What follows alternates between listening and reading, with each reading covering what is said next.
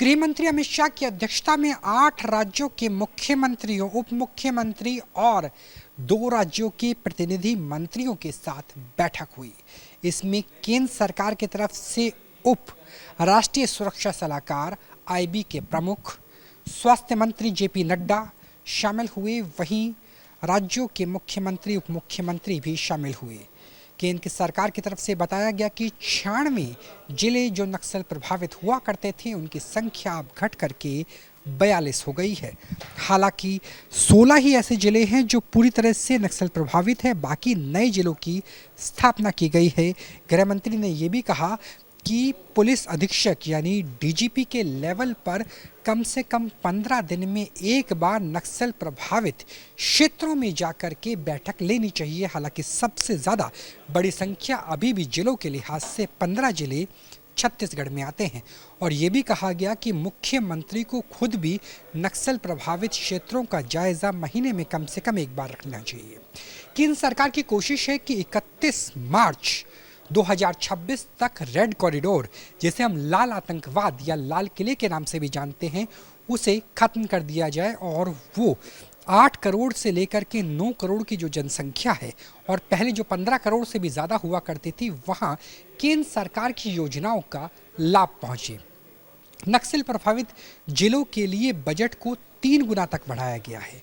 नए advance drone से लेकर के heat seeking device, night vision, AK-47, AK-203, Bareta किस्म की आधुनिक राइफल्स और अत्याधुनिक टेक्नोलॉजी दी गई है।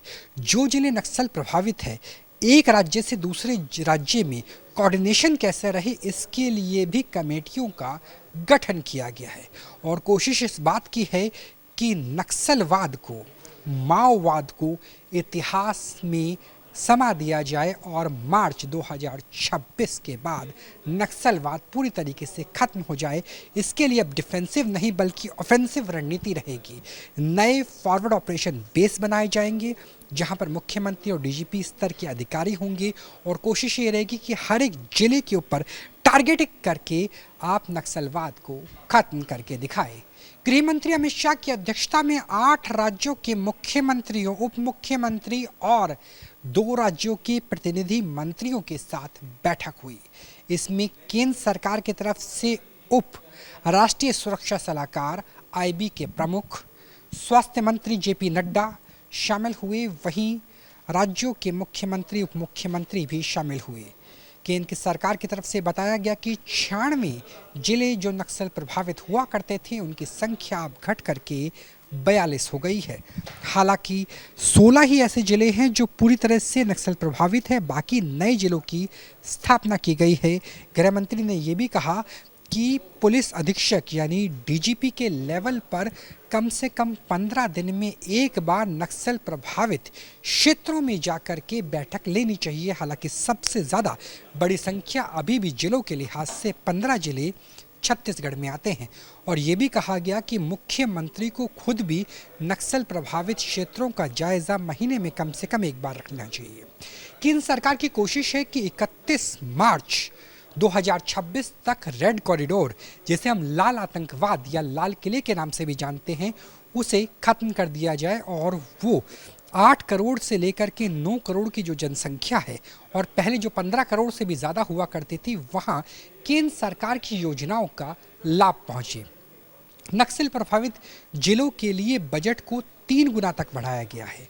नए एडवांस ड्रोन से लेकर के heat seeking device, night vision, AK-47, AK-203, Bareta किस्म की आधुनिक राइफल्स और अत्याधुनिक टेक्नोलॉजी दी गई है। जो जिले नक्सल प्रभावित है, एक राज्य से दूसरे राज्य में कोऑर्डिनेशन कैसे रहे, इसके लिए भी कमेटियों का गठन किया गया है। और कोशिश इस बात की है कि नक्सलवाद को, माओवाद को इतिहास में समा दिया जाए और मार्च 2026 के बाद नक्सलवाद पूरी तरीके से खत्म हो जाए। इसके लिए अब डिफेंसिव नहीं बल्कि ऑफेंसिव रणनीति रहेगी। नए फॉरवर्ड ऑपरेशन बेस बनाए जाएंगे जहां पर मुख्यमंत्री और डीजीपी स्तर के अधिकारी होंगे और कोशिश ये रहेगी कि हर एक जिले के ऊपर टारगेटिंग करके आप नक्सलवाद को खत्म करके दिखाए। कैमरा सहयोगी राकेश रावत के साथ Rahul Dabas, news nation, Delhi. News nation अब व्हाट्सएप पर खबरों के ताजा अपडेट के लिए न्यूज नेशन के इस क्यूआर कोड को स्कैन करें